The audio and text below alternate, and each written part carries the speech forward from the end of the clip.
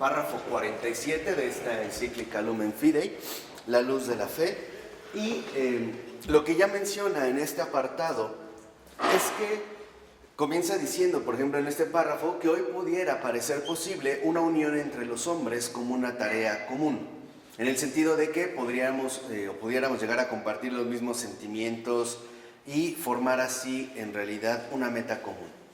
Pero dice la encíclica que a pesar de que hoy nosotros vemos hasta cierto punto necesario establecer una meta en común, ¿no? Formar algo en común que una a la humanidad, nos resulta muy difícil concebir una unidad en la misma verdad.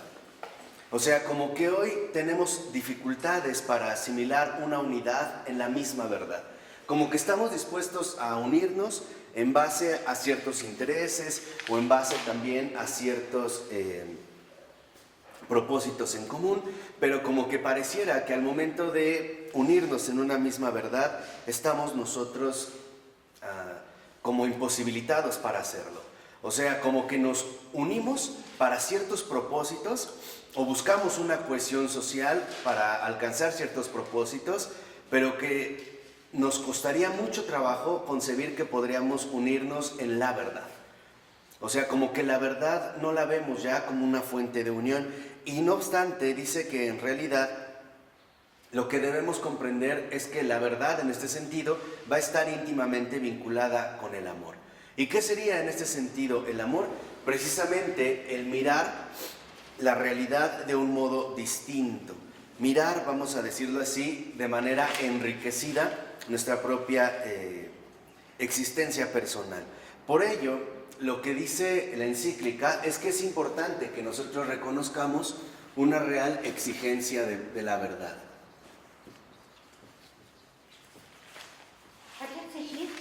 No, o sea, que necesitamos, o sea, requerimos una exigencia de la verdad. O sea, no basta con que nosotros nos reunamos para realizar ciertos proyectos que humanamente son buenos y que humanamente pueden ser incluso benéficos, pero que no bastan finalmente para darle sentido profundo a toda nuestra vida. De tal manera que en esta exigencia de la verdad, precisamente lo que vemos es que podríamos alcanzar una verdadera comunión. Y la verdad, justamente lo que genera es comunión. ¿Por qué? Porque es una verdad que no se limita precisamente a los intereses particulares de los individuos o de ciertos grupos, sino que la verdad nos hace, por así decirlo, salir más allá de nuestras propias fronteras. Entonces, esta comunión traspasa fronteras. Y por eso es que a nosotros nos permite justamente profundizar más en toda nuestra realidad. Por ello, es importante que nosotros reconozcamos que la verdadera cohesión social, o sea, la verdadera unidad social, no solo tiene la unión de ciertos individuos para realizar ciertos proyectos o propósitos, sino que debe de partir de una verdad en común. ¿Por qué? Porque esta verdad es precisamente la que a nosotros nos puede hacer acceder a una unidad infinitamente mayor. De hecho, en un cierto sentido, en esto consiste el catolicismo. La universalidad del católico consiste en que no se queda limitado a sus propias fronteras, sino que es capaz de expandirse e ir comprendiendo las aportaciones que nos enriquecen para una mayor comprensión de la verdad. Por ejemplo, los que no son católicos también nos enseñan a nosotros algo. No los podemos excluir, sino que en realidad nosotros tendríamos en este sentido profundas enseñanzas. No quedarían, por así decirlo, fuera de esta verdad, sino que serían también los enriquecimientos que esta misma verdad comporta, precisamente como una exigencia. Entonces, la verdad nos hace abrirnos a otras dimensiones para ir enriqueciéndonos cada vez más. Y lo que es importante en este sentido es reconocer que si esta comunión traspasa fronteras, entonces precisamente también estamos nosotros hablando de la fe. ¿Por qué? Porque la fe no es estrecha. La fe en este sentido sería justamente una fidelidad a esta verdad. a esta verdad única que se puede manifestar de muchas maneras y cuyos desarrollos también a veces involucran tomar en cuenta otros ámbitos, como por ejemplo el paganismo o las herejías o incluso las propias apostasías, ¿no? Uno las puede asumir en base a este espíritu de la verdad. Por eso dice la encíclica, hacia el final del primer párrafo, que en este sentido San León Magno decía: si la fe no es una, no es fe. Y aquí es algo muy concreto. ¿Por qué? Porque hoy también quizá tendríamos una tendencia a suponer que cada uno puede desarrollar su propia fe, ¿no? Y reduciríamos la fe a una especie de creencias particulares, ¿no? Como que yo creo lo que se me da la gana. Y no es esto. Incluso la verdad que traspasa fronteras nos va a ayudar a dejar de creer ciertas cosas equivocadas. Por ejemplo, el suponer que en el paganismo no podemos encontrar nada bueno. Mentira. Claro que sí podemos encontrar algo ahí. Entonces me haría, en este sentido, la fe discernir profundamente los contenidos profundos de la verdad. ¿Por qué? Porque la verdad no es algo que nosotros podemos dominar, sino que estamos llamados a dejarnos enriquecer cada vez más por esta misma verdad, cuyas manifestaciones a veces incluso van a involucrar profundas renuncias. O sea, el rechazar nuestros propios límites, el estar abiertos en vivir precisamente en esta fe como una apertura. Y es esta apertura precisamente la que a nosotros nos transfiere este sentido profundo de unidad.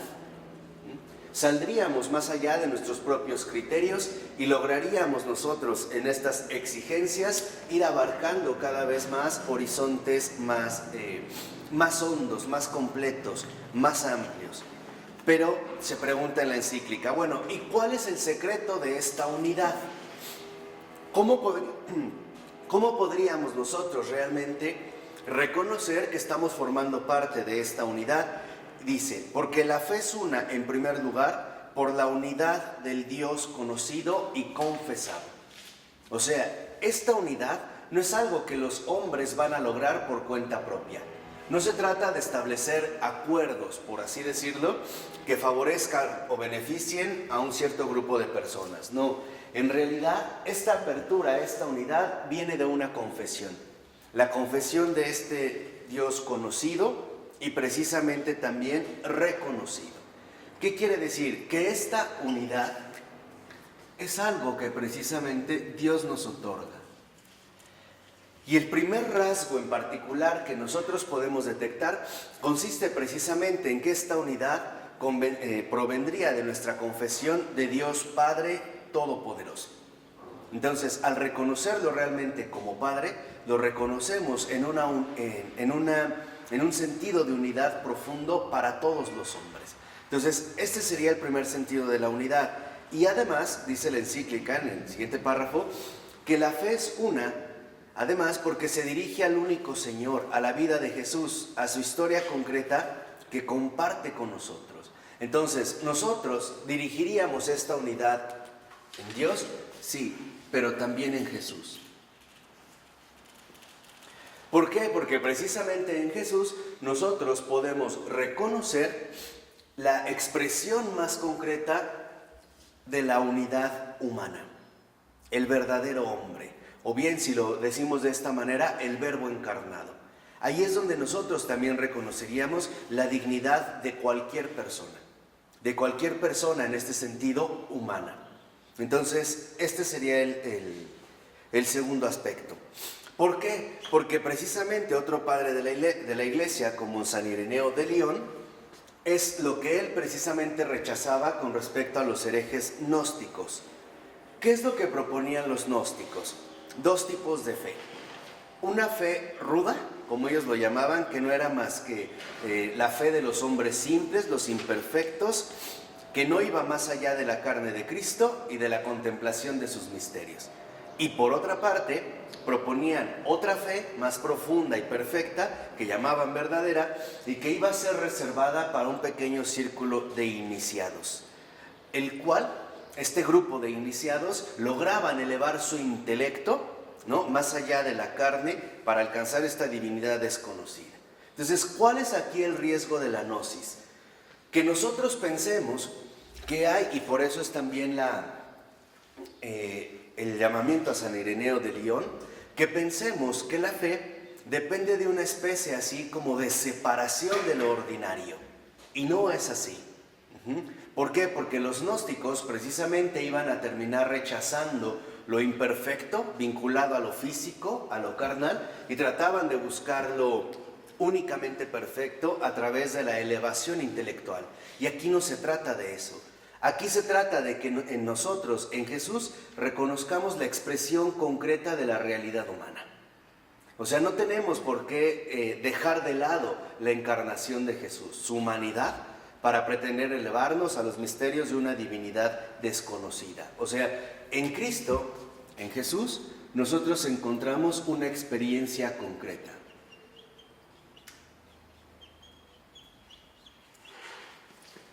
De tal manera que nosotros no debemos de suponer que hay una especie de superfe dada para unos pocos, que es de hecho lo que sostuvo Agustín durante varios años de su juventud. Después se dio cuenta de que no, que la verdadera fe no tiene que ver con una mera elevación intelectual gnóstica de la gnosis, sino que tiene que ver con un compromiso real con la existencia concreta de los hombres. En pocas palabras, la fe involucra asimilar profundamente la realidad de lo dado, nuestra realidad concreta, ¿no? Nuestra situación particular. Por ejemplo, Agustín, en un principio, él suponía, lo mismo en esta tendencia gnóstica, que la iglesia, la verdadera iglesia, era la iglesia de los muy inteligentes, como él. La iglesia de los que podían elevarse a la comprensión de los misterios sublimes. Pero cuando es nombrado obispo, se topa que la iglesia está conformado por gente común y corriente. Y esta fue su gran enseñanza. ¿Por qué? Porque en efecto, Dios no trabaja con realidades especiales. Y esto es lo que quiero que entiendan. Por eso es importante este párrafo. La exigencia de la verdad involucra que nosotros asumamos realmente la realidad. Que comprendamos, por ejemplo, que en la iglesia precisamente su grandeza consiste en que es capaz de acogerlo todo, desde lo mejor hasta lo peor. Y esta es la exigencia que nosotros debemos asumir. O sea, comprender ya que la fe no es una idealización. Esto es lo importante. O sea, la fe no es una idealización de realidades falsas. No, la fe no es una idealización. La fe en este sentido es compromiso. Precisamente es el compromiso que nos lleva a nosotros a abrirnos para alcanzar una verdadera unidad. De tal manera que entonces esta experiencia concreta, precisamente lo que nos va a transmitir a nosotros es un profundo compromiso. Pero es un compromiso con lo real. Por ejemplo, la fe no solamente involucra que yo pueda entender intelectualmente los misterios divinos. No, la fe involucra que soy capaz de amar a mi prójimo. Ahí es donde se va a dar la situación concreta, porque también esta luego me parece que es la más sutil y por lo tanto más peligrosa tentación del cristianismo, la gnosis. Empezar a idealizar nuestra fe de tal manera que llegamos a suponer que me puedo, por así decirlo, fugar de la realidad en la cual estoy inserto, de la cual formo parte, para empezar a hacer mi castillo en el aire, ¿no? O sea, yo tengo mucha fe porque me la paso en la iglesia todo el día. Sí, pero ¿descuidando a tu familia? Ahí es donde empezaríamos a ver estas realidades concretas, ¿no? Yo tengo mucha fe porque comprendo los misterios profundos, no sé, de la revelación, de la escritura. Pero ¿no entiendes las palabras que te dirige tu prójimo? Ahí está, o sea, para nosotros este compromiso significa que asumamos esta unidad de manera plena, reconociendo, y esto es muy importante, que no solo nosotros vamos a enriquecer a los demás, sino que estamos llamados también a dejarnos enriquecer por los demás, a irnos complementando, de tal manera que la verdad no se haga un monopolio. Y esto es fundamental. sino que la verdad se transforme en lo que es verdadera comunión. Y esto es lo más fundamental, o sea, la verdad no es un monopolio. La verdad, la exigencia de la verdad, en último término, nos lleva a reconocer que en efecto, sí es posible vivir una profunda comunión. Ahora, y aquí viene lo importante, ¿significa que entonces estaremos de acuerdo en todo? No. Significa que también vamos a saber darle el lugar adecuado y que le corresponde a los desacuerdos, a las tensiones. ¿Por qué? Porque nuestra propia realidad es sumamente compleja. Y es sumamente, vamos a decirlo así, tensa, como para poder simplificarla. No se trata de eso. Se trata de comprender que la verdad no es una imposición, que la verdad no es, vamos a decirlo así, una espada para cortar cabezas. No, la verdad sí es una espada, pero que nos ayuda a cortar nuestros errores y por lo tanto nuestra esclavitud a los errores. Este es el sentido profundo, vamos a decirlo así, de la verdad que nos lleva a una comunión. Por eso es que la fe, efectivamente, es comunión. Y esa es la exigencia de la verdad. El irnos acercando cada vez más unos a otros. Por ello dice un poquito más adelante de que en realidad nosotros no podemos suponer que habría algo así como una fe superior y una fe inferior. No es este el punto de la fe, no es un cálculo que podríamos dar en determinada superioridad o inferioridad, sino que depende del grado de comunión que estamos alcanzando. Por ejemplo, aquel que siendo cristiano reconoce que en uno cristiano hay un hermano, está viviendo su fe. El que incluso a veces entre cristianos ni siquiera reconoce al prójimo como hermano, está fallando en su fe. No está asumiendo esta exigencia de comunión. Y en realidad, esta exigencia de comunión indica que nosotros, en pocas palabras, somos también una parte de un conjunto más amplio. Somos solo una pequeña parte de una orquesta cuyo director es Dios. Y que Él sabe manejar a sus tiempos y que sabe también manejar a su ritmo. Por ello va a decir también que en otro sentido, la fe es comunión y es una fe compartida porque nosotros de hecho la vivimos en la iglesia. Y esto es importante porque esta comunión precisamente se va a ver reflejada dentro de la iglesia.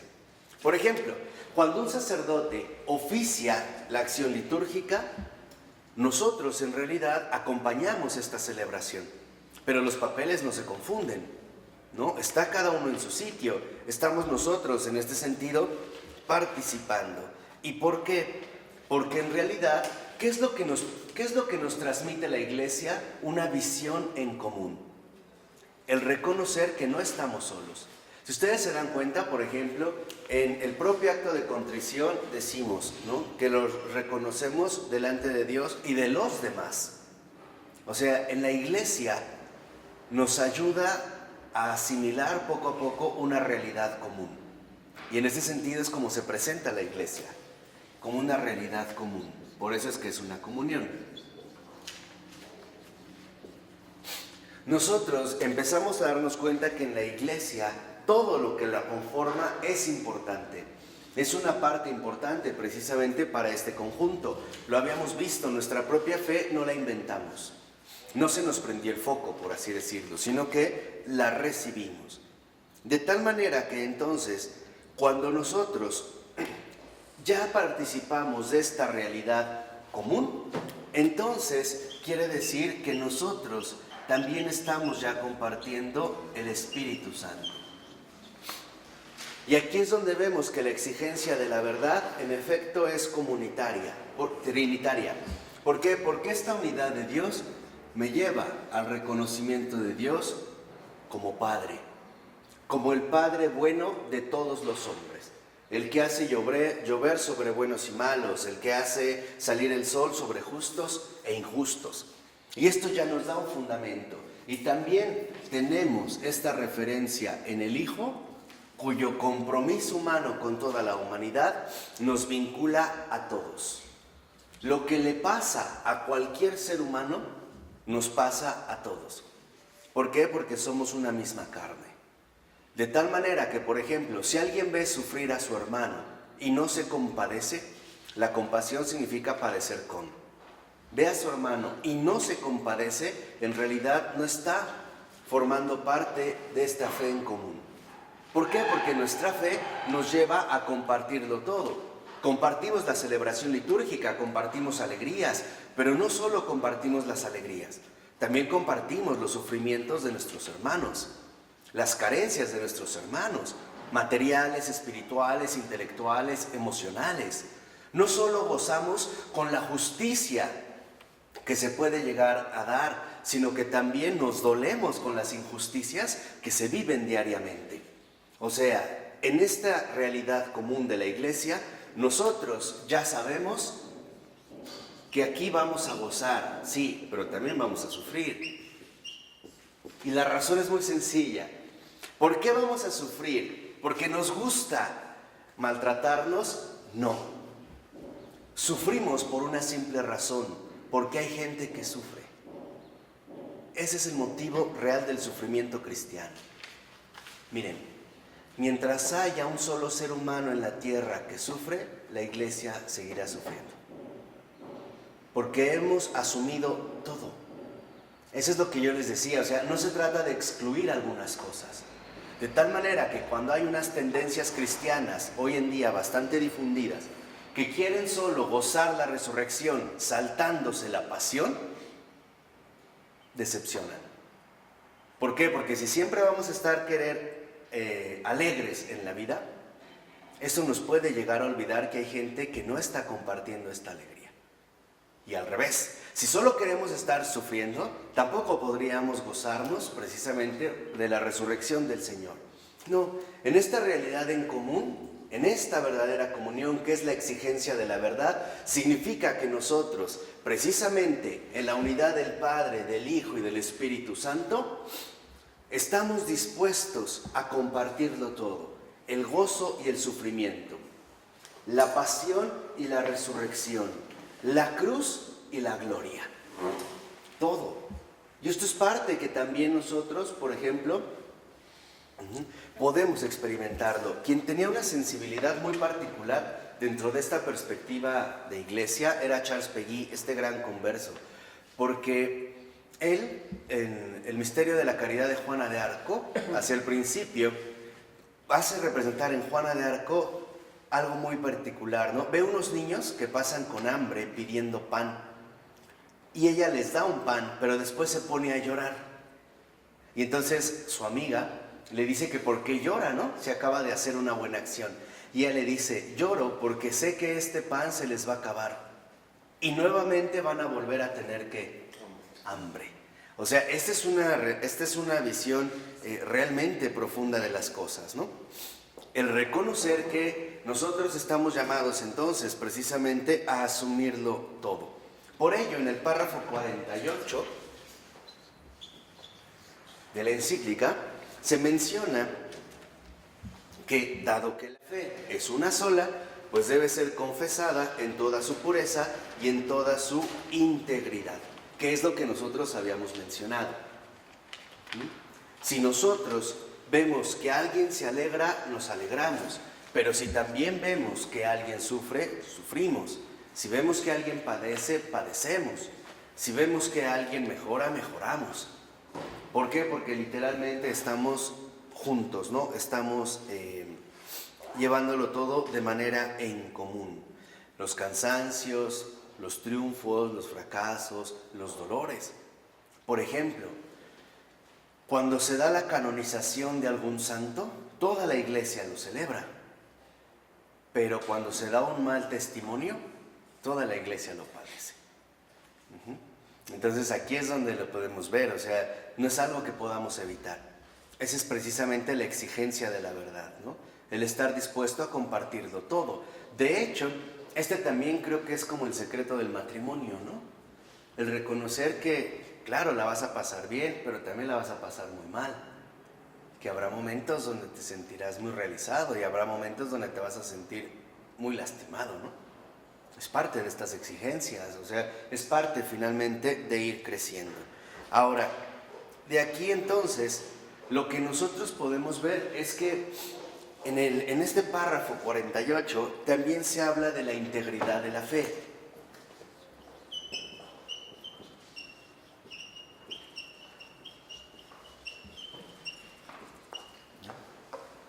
La integridad de la fe. ¿Y qué es lo que se menciona en la integridad de la fe? Precisamente la virginidad eclesial.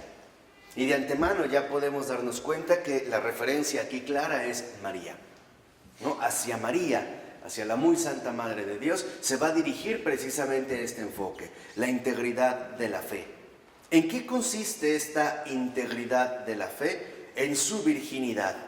¿Y qué significa la virginidad eclesial? En la capacidad para ser fecundado por el Señor. Esa es la virginidad. Es la capacidad de dejarse fecundar por el Señor, según sus modos, según sus maneras. El Señor tiene muchos modos, pero en general lo podemos ver en dos. El Señor puede fecundar un alma a través del gozo, pero también la puede fecundar a través del sufrir. Uno no es mejor que el otro, ¿eh?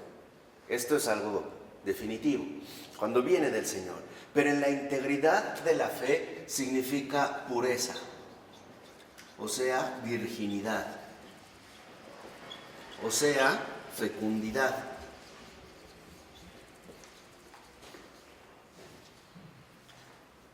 Hoy precisamente la antífona de la comunión lo menciona, ¿no? Infundiré mi espíritu, dice el Señor, para que cumplan mis mandamientos y viva según mi voluntad. Es esto, o sea, así como María, que es la íntegra por excelencia, la virgen por excelencia, la fecunda, la pura por excelencia, ella se deja fecundar de tal manera por el Señor que incluso se encarna a Dios mismo. No tiene obstáculos. En este sentido, nosotros podemos darnos cuenta que la iglesia está llamada precisamente a dejarse fecundar por el Señor, o sea, a dejarse llenar de la voluntad del Señor. ¿Y cuál es la voluntad del Señor? Que todos los hombres se salven. Aquí es cuando nosotros empezamos a darnos cuenta que la virginidad tiene una dimensión más profunda de la que solemos suponer.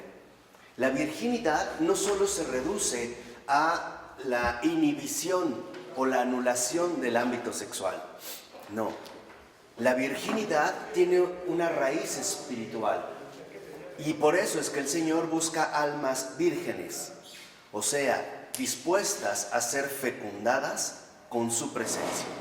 ¿Qué es lo que va a dar como resultado esta fecundación?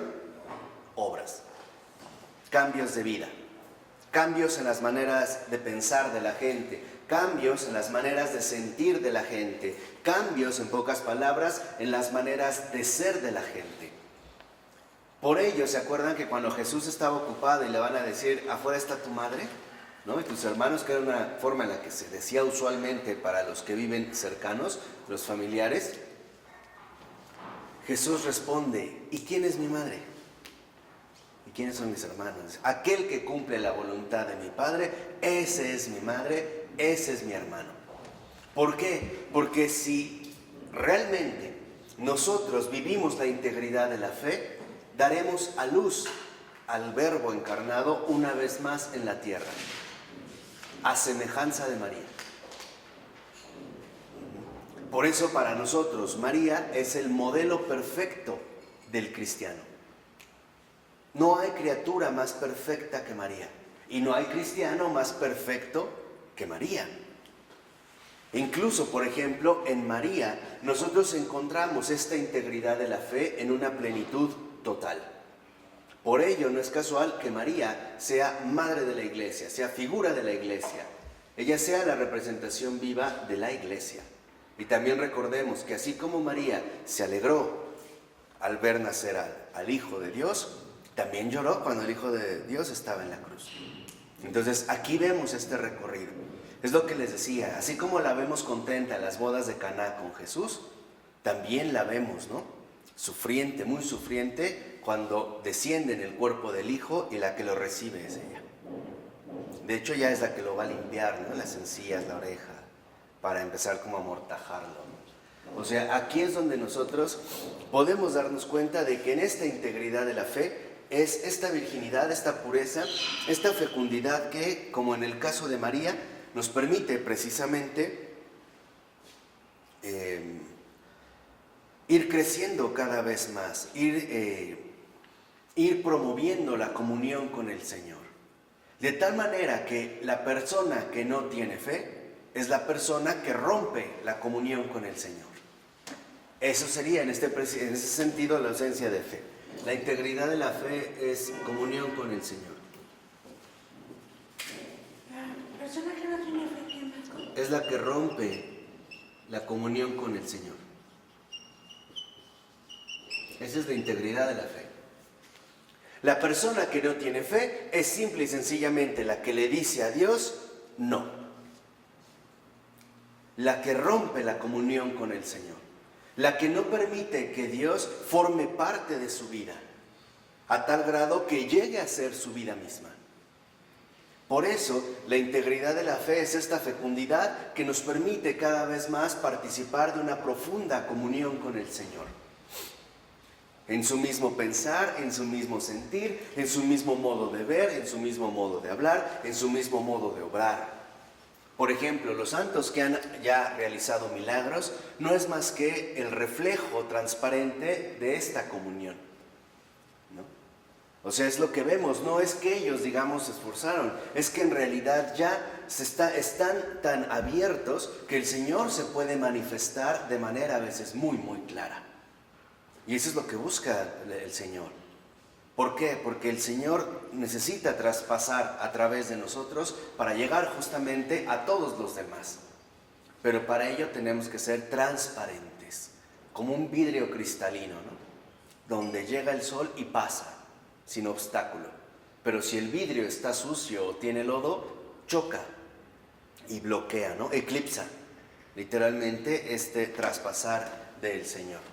Por ello menciona, en último término, que en efecto esta comunión del Señor es un organismo vivo y es un organismo común.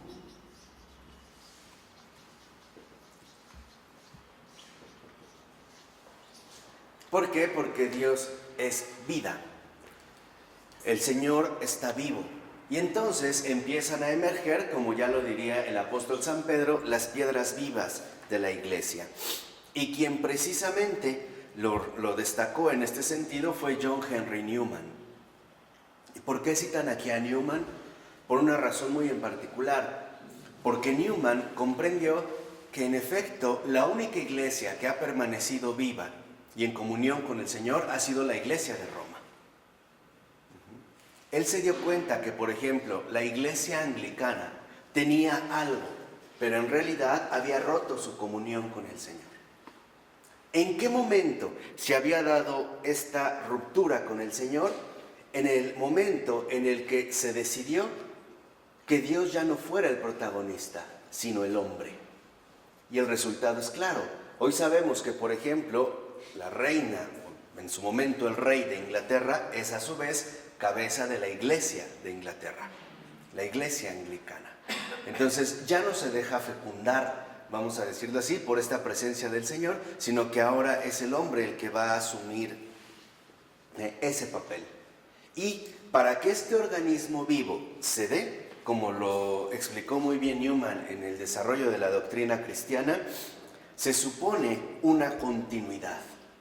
Y esta continuidad significa que es necesario tiempo para ir asimilando todo lo que Dios va desarrollando. O mejor dicho, todo lo que Dios va proponiendo. Para Newman quedaba claro que uno no puede asimilar la verdad de manera total. Pero uno sí puede ser integrado en la verdad de manera total. Sería algo así como, uno no puede meter el mar en un vaso, pero el vaso sí puede quedar hundido en el mar. Esta sería la diferencia. Por eso les decía, no se trata que hagamos de la verdad una especie de monopolio, de limitación.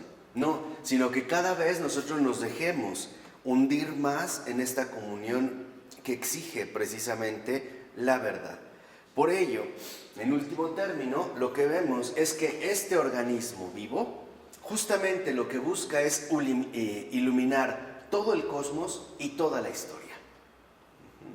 ¿Por qué? Porque este organismo vivo, que precisamente nos va a permitir a nosotros contemplar una verdadera iluminación, no solo es la iluminación intelectual de estilo gnóstico, sino que en realidad tiene que ver con una iluminación que nos permite comprender cada vez más profundamente la realidad que el propio Dios ha creado y encontrar el sentido de todas las cosas. El sentido. No solo, vamos a decirlo así, el significado que nosotros le podríamos atribuir, sino el sentido. Por ejemplo, el hecho de ir comprendiendo, lo voy a poner en un caso muy particular, cuando uno hace en retrospectiva un análisis de su vida pasada, y realmente lo hacemos desde la verdad, podemos darnos cuenta que todo lo que ha ocurrido no ha sido inútil. Aunque habrá cosas que todavía no alcancemos a comprender, pero después entenderemos que era necesario e importante que así ocurriera, aunque por el momento no supiéramos ni por qué ni para qué. Muchos sucesos en nuestra vida se llevan años para poder asimilarlos, ¿no? No es algo que podamos asimilar de un día para otro, sino que se pueden llevar años en asimilación. No es a la hora de que te estás ahogando, sino... Sí, exactamente, poco a poco. Y esto nos ayuda a entender algo extraordinario, que el Señor en efecto no nos pide que adelantemos pasos, ¿no? Que queramos, por ejemplo, sacar consecuencias precipitadas. No, sino que nos dejemos nosotros cada vez más iluminar y penetrar profundamente por este organismo vivo. En pocas palabras, Exacto. En pocas palabras, que nosotros nos configuremos cada vez más con la iglesia, que seamos en este sentido verdadera iglesia. Iglesia prudente que sabe en qué momento callar, sabe en qué momento hablar. Una iglesia tan prudente y tan curiosa que a veces se toma más en serio a los herejes que los herejes mismos. Por ejemplo, Arrio, hace más de 1800 años que murió, pero la iglesia sigue hablando de los arrianos, ¿no? Y sigue pensando en el error de Arrio, ¿no? Y sacándole fruto y viendo qué nos puede aportar. Arrio ya nada, bueno, pero la iglesia sigue hablando de Arrio, ¿no? Lutero, 500 años, bueno, y la iglesia sigue meditando sobre Lutero. O sea, ¿por qué? Porque la iglesia ha entendido algo fundamental. La verdad requiere tiempo. ¿Por qué? Porque esta comunión lleva tiempo. Dijimos, la fe que va a asumir un compromiso de comunión profundo con la realidad. Por eso es que les decía que es muy peligroso para un cristiano empezar a extraer conclusiones precipitadas y tratar de hacer una especie de idealización en la vida de fe. No, se trata de que vayamos asimilando de acuerdo al contexto, de acuerdo a la historia, de acuerdo a la situación particular que nos ha tocado vivir, que podamos ir entendiendo en qué situación nos encontramos y qué es lo que nos toca realizar. Hay momentos donde se puede avanzar, hay momentos donde no se puede avanzar y hay que procesar lo que ha acontecido. Por ejemplo, ahorita me parece claro que es un proceso de profunda transición, ¿no? De profunda como meditación. ¿Para qué? Para poder continuar. ¿De qué manera? Pues el Señor ya nos está dando luces, ¿no? Ahí lo tenemos precisamente con el Papa Francisco. Ahí está lo que decíamos como una indicación clara de lo que hay que realizar. Bueno, pero para llegar a esto, nosotros realmente debemos de participar cada vez más en una profunda comunión, que es, por ello no es casual que Newman finalmente llegue a la Iglesia Católica. ¿No sería algo que, en lo que se trabaja toda la vida? Sí, claro. De hecho, esa es la conversión.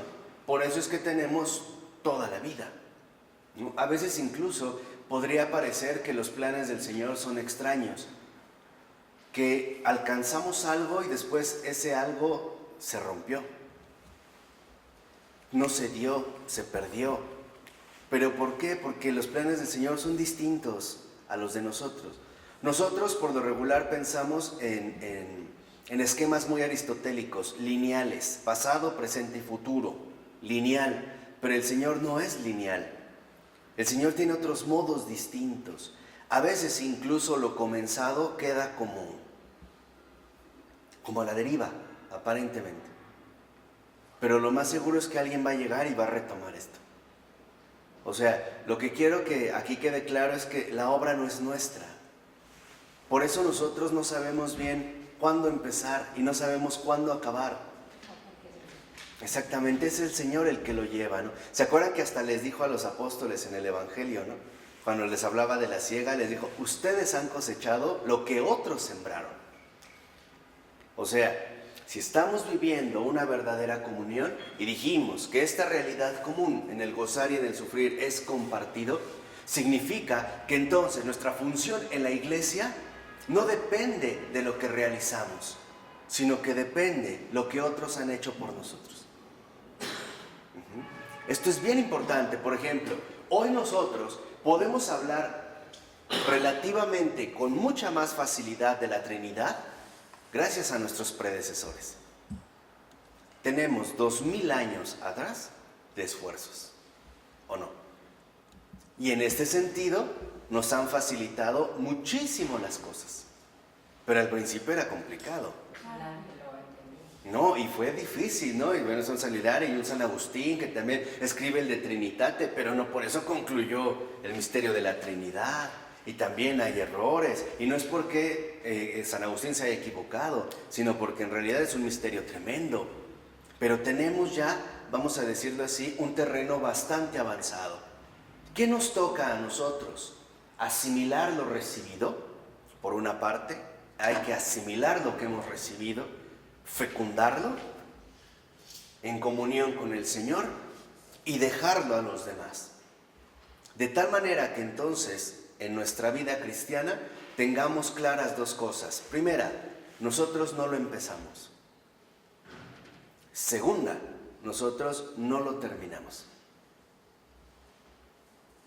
La última palabra la tiene precisamente el Señor. Y esto es algo que, por ejemplo, Ratzinger en la introducción al cristianismo insistía bastante. No debemos olvidar que la última palabra la tiene el Señor. ¿Por qué?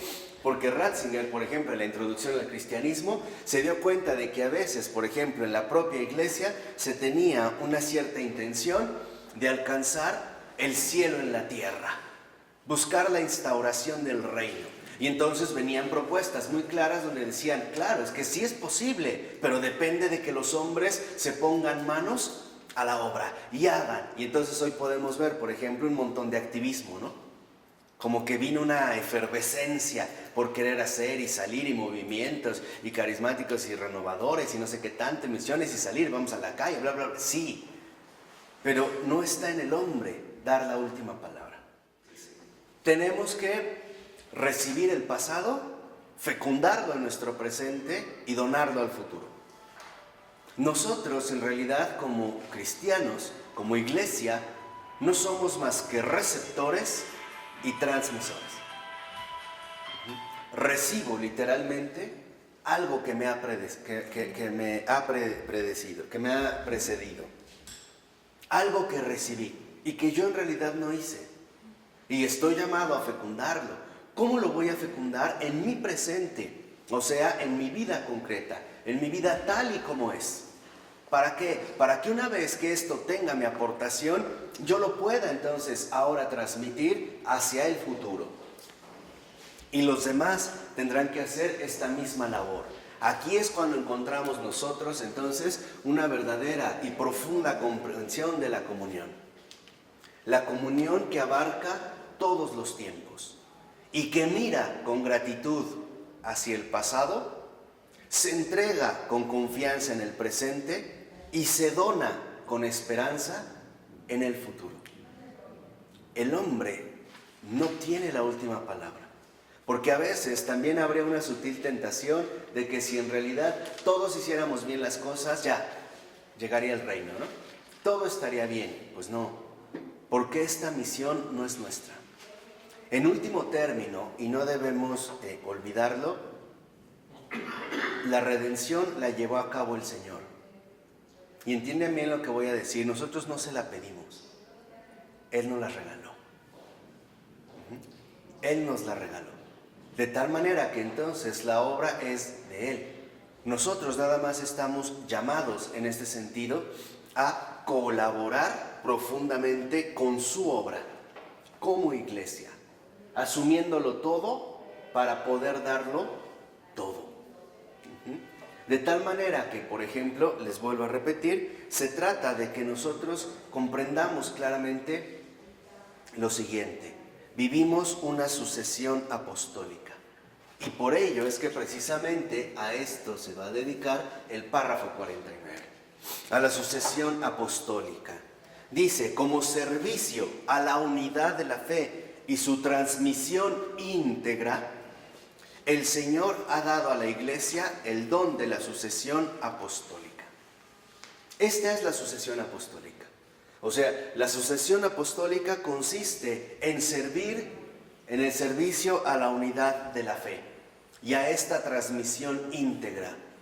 Recibo, asimilo todo lo que ha estado previamente a mí. Por ejemplo, los apóstoles no dieron nada suyo. Si algo dieron los apóstoles fue a Cristo y a Cristo vivo.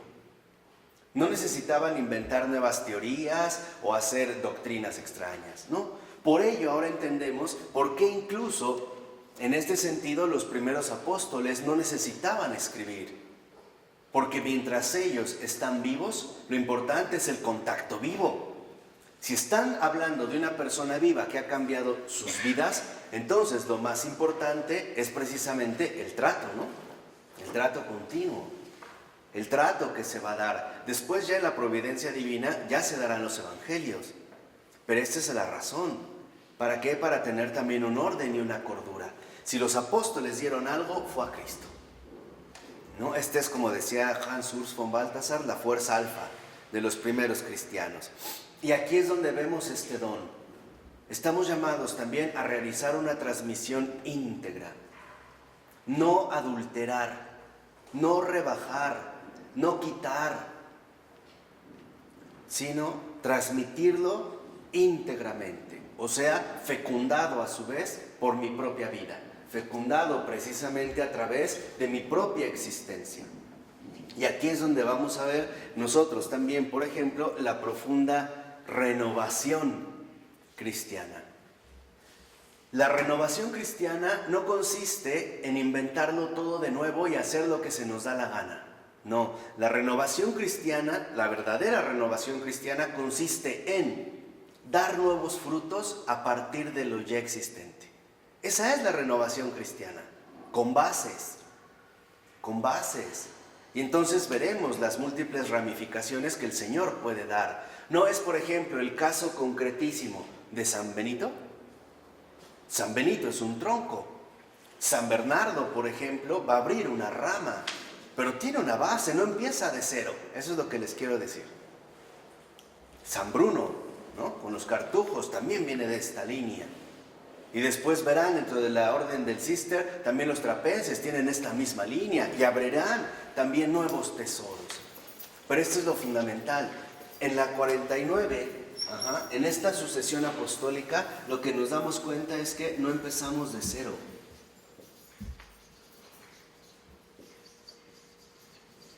Ya tenemos algo. Los apóstoles no empezaron de cero. Tenían su trato cotidiano y ordinario con Jesús. Tenían sus palabras, tenían sus enseñanzas, tenían su presencia, tenían su espíritu, ¿o no? Sí, o sea, en realidad no empezaron, ¿qué? De cero.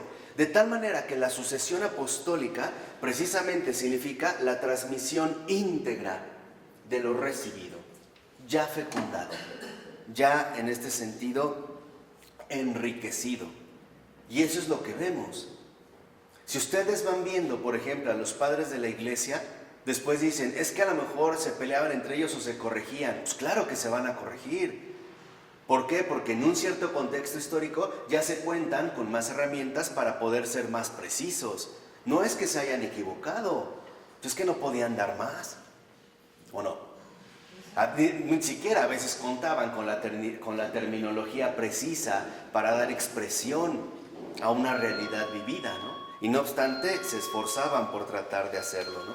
Por ello dice, como la iglesia transmite una fe viva, han de ser personas vivas las que garanticen la conexión con el origen. O sea, nosotros no debemos de perder nunca nuestra conexión con el origen. ¿Y quién es nuestro origen? La Santísima Trinidad. La obra del Padre, del Hijo y del Espíritu Santo. Y todo lo que esto conlleva. Y en esta conexión con el origen, como dice también, la fe se basa en la fidelidad de los testigos que han sido elegidos por el Señor para esta misión. ¿Qué quiere decir? Que en síntesis, aquí lo vamos a dejar porque ya va a iniciar el capítulo 4, para la siguiente párrafo 50, que el Señor lo que quiere son testigos. ¿Qué se requiere de un testigo? Dos cosas: fidelidad y dos, entrega. El testigo es aquel que va precisamente a manifestar con su vida todo lo que se ha dado y va a agregar un paso más. ¿Para qué? Para que ese paso más abra infinitas posibilidades a muchos otros. Reconocer que solo somos un avance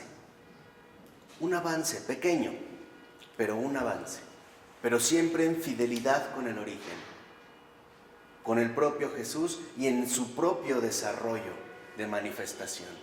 Quien lo entendió muy bien fue Henry Newman. Se pone a ver desde la providencia divina, veremos que el gran San Pablo de la Cruz, además de los 3 votos de obediencia, pobreza y castidad, tenía los pasionistas y todavía un 4º voto especial, la conversión de Inglaterra. Ahora, fíjense, San Pablo de la Cruz es el príncipe de los desolados. Él estuvo 50 años en la desolación del Dios mío, ¿por qué me has abandonado? 50. No hay otro con más desolación de los santos. Él es el príncipe. Bueno, y él siempre tenía la ilusión, como en su 4º voto era la conversión de Inglaterra, ir a Inglaterra y empezar su obra misionera, pero nunca pudo ir. Él nunca puso un pie en Inglaterra, pero él pudo mandar a uno de sus amigos, que ya es un beato, Domingo Barberi, y Domingo Barberi fue el que recibió a Newman cuando Newman fue a tocar y cayó de rodillas ante un sacerdote católico. Cuando Newman se convierte, fíjense, es para que vean, cuando Newman se convierte, Newman va a abrir un caudal enorme para muchísimas conversiones que incluso hoy en día se siguen dando. Y podríamos ir viendo desde ahí cómo con Newman a finales del siglo XIX empezarán sobre todo literatos a buscar esta línea de la conversión. Desde Oscar Wilde, que se le acusaba de homosexual, pervertido, bla, bla, bla, hay que tenerlo, pero él se convirtió al catolicismo. Si uno lee De Profundis, que es cuando estaba en la cárcel, veremos ya como estos anhelos a J.R.R. Tolkien, a C.S. Lewis, a Chesterton, a Muriel Spark, de esta isla británica, hasta llegar quizá al más reciente, al menos conocido, que es Tony Blair. Y la cantidad también de sacerdotes anglicanos que han pedido y han recibido su admisión en Roma. Se ha llevado tiempo, pero ahí está el dado.